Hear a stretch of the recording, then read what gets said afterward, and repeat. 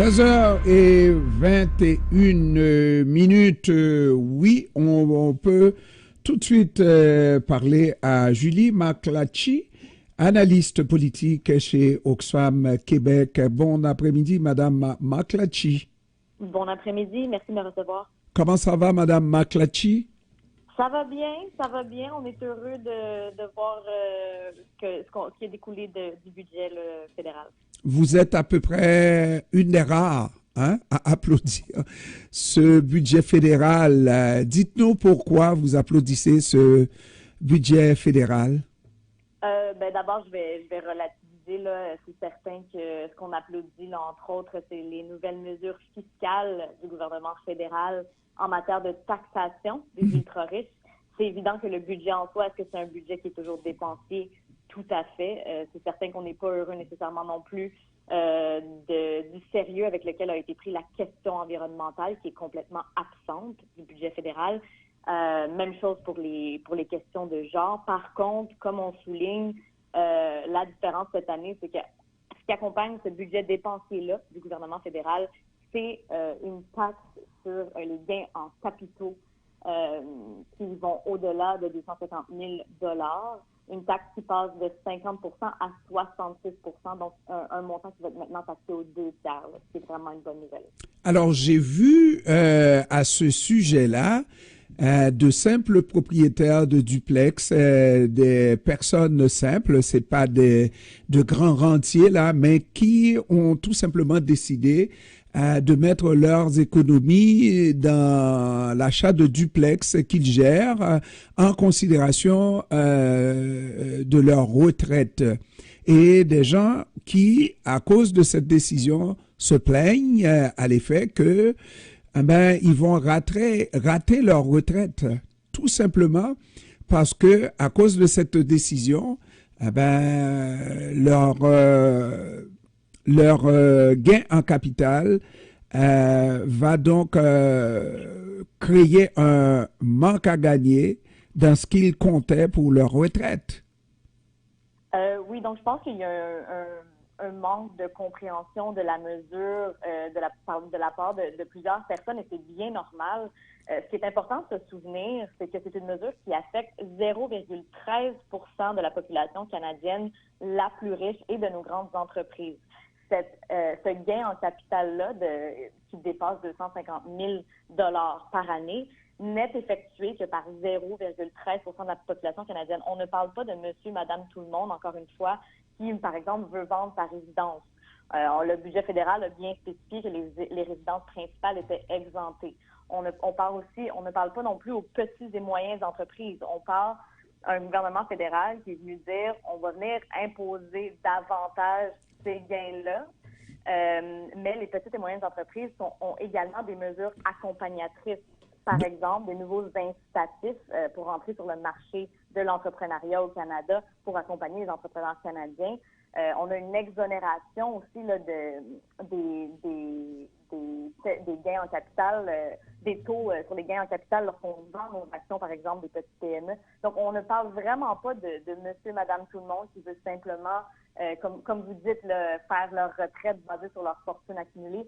Ce n'est pas ça du tout. Et n'oublions pas que oui, certaines personnes font un profit immédiat supérieur à 250 000, mais le premier 250 000 est exonéré de cette augmentation de taxe-là. Donc, on parle vraiment d'un montant qui ne va toucher que 40 000 personnes sur l'ensemble du pays, sur près de 40 millions d'individus.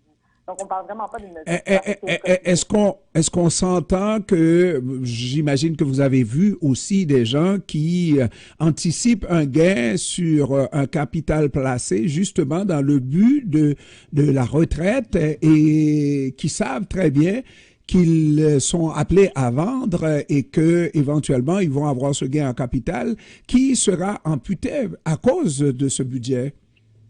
On ne parle pas nécessairement d'un gain en capital qui est difficile. Encore une fois, on ne parle pas d'une résidence principale, ce qui est important à souligner. Mais deuxièmement... Mais la résidence, que je comprenne, parce que vous êtes mieux placé que moi, n'est-ce pas? Mais que je comprenne, la résidence principale est protégée. Maintenant, quand vous avez un duplex, un triplex, Et si vous le vendez après une certaine date, eh ben, vous êtes appelé à payer sur le gain beaucoup plus que autrefois sur le gain que vous allez faire sur le capital investi. Encore une fois, pas sur l'entièreté du gain, non. On parle bien de l'excédent du 250 000. Donc, par exemple, quelqu'un qui vendrait son triplex à 750 000, ce n'est pas 750 000 qui va être imposé à 66 % On parle bien de 750 000 moins le 250 000 premier. Donc, on parle davantage de 500 000. Et même ce 500 000-là va être imposé à 66 % donc non plus dans son entièreté. Pour vous donner une idée, là, c'est une mesure qui a déjà existé au Canada dans les années de Brian Mulroney et qui est même en deçà de ce qu'on imposait dans les années 90. Donc, on retourne vraiment à un moment viable de notre économie, ce qui va nous permettre d'aller chercher, pour monsieur, madame, tout le monde, justement, 19 milliards de dollars dans l'économie canadienne. C'est énorme. Et puis aussi, ceux qui se plaignent de ce budget nous disent, bon, on est en train, la Banque du Canada est en train depuis, ma foi, plusieurs mois, et on parle d'années, n'est-ce pas, d'essayer de juguler la question de l'inflation avec des taux d'intérêt qu'on garde élevés. Et voilà que le gouvernement distribue, sort beaucoup, en tout cas est généreux dans ses dépenses. Et donc, ça peut envoyer un message tout à fait contraire par rapport à l'effort de la Banque du Canada de garder un certain équilibre, ce qui pourrait inciter la Banque du Canada, justement, à ne pas baisser les taux d'intérêt. Écoutez, vous avez bien raison, les taux de la Banque du Canada sont élevés, mais si on remarque, ces taux-là ont stagné, l'augmentation a stagné, a cessé. Présentement, ce qui se passe, c'est que oui, on a un gouvernement qui est dépensier, donc qui a augmenté de 8 % ses dépenses, ce qui est beaucoup, on s'entend. Par contre, l'espèce de nouveauté, si vous voulez, cette année, c'est que le gouvernement augmente ses revenus également de 7 %.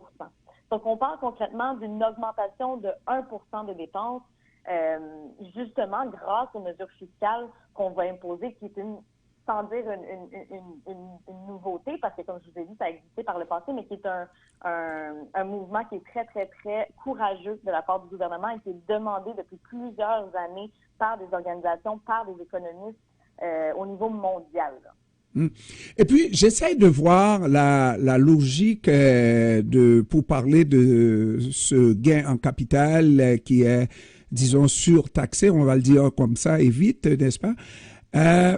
Quand ces possédants-là laissent aller quelques millions de dollars, n'est-ce pas, aux plus pauvres que nous sommes, n'est-ce pas, et que tous les prix augmentent en même temps, est-ce que la classe moyenne sort gagnante ou est-ce que ce qu'on reçoit d'une main, on le dépense de l'autre côté puisque tous les prix sont à la hausse? Écoutez, les seuls vrais perdants de son budget, si on veut le voir comme ça, sont les personnes ultra riches. Et encore une fois, on ne parle pas de... Est-ce qu'ils perdent quelque chose, ces gens-là? Écoutez, ils ne perdent pas assez, c'est ça, c'est certain. Là. Vous m'avez là-dessus. On aimerait être plus exigeants et intransigeants envers ces gens-là.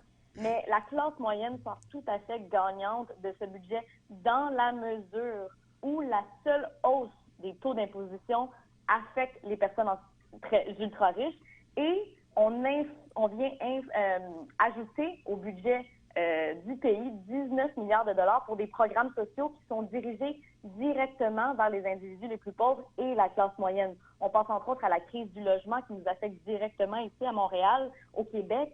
On parle de la crise du coût de la vie, comme vous venez de mentionner, l'inflation qui va être influencée par cette décision du gouvernement fédéral.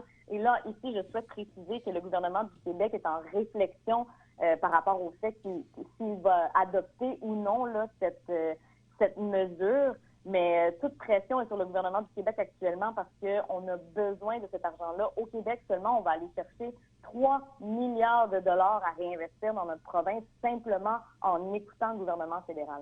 Donc, ça va être très intéressant de voir ce qui se passe là à la fin de cette semaine. Moi, ça va être très intéressant de voir si je pourrais crier « Youpi! Je prends des vacances! Je m'en vais dans le sud! » Hein? Ouais. écoutez, je vous le souhaite, puis honnêtement, je nous le souhaite et j'ai confiance. On a Mais confiance. faut pas virer fou non plus, hein? Non, ça nous rend pas riches, mais ça nous rend un petit peu plus calmes, je dirais. Non, ben, je suis d'accord avec vous, Julie McClatchy, d'accord avec vous, parce que souvent, on se cantonne dans la position de critique, n'est-ce pas? Et on critique, et on ne voit jamais le côté vert, le côté rempli du verre, hein, le côté à moitié rempli du verre. On voit toujours le côté à moitié vide du verre. Je suis très d'accord avec vous. Merci beaucoup, mais il fallait jouer le rôle du méchant avocat, pas vrai? Ben, vous avez tout à fait raison, puis je suis très heureuse que vous m'avez invité parce que vous avez posé les bonnes questions, puis on est très contente de tout avoir fait. Oh, je suis content. Merci beaucoup. Merci à vous. Merci. Au revoir. Au revoir.